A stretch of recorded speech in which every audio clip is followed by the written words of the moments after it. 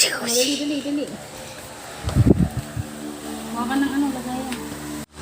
So, ito na yung aking nilagay na dessert na napakadaling dessert.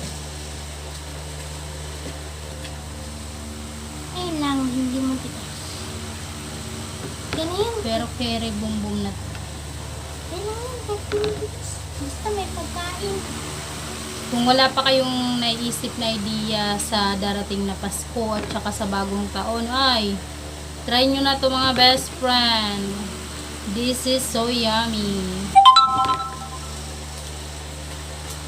Kala ko yung ginagamit ko dito. Akin yan eh. Ang sarap, be! Sarap. Baka pa isa, kumuha ka ng Dito. Dito! Kumuha ka pa ng isa pang sandok. Wag na to kasi inanuan ko na. Andi,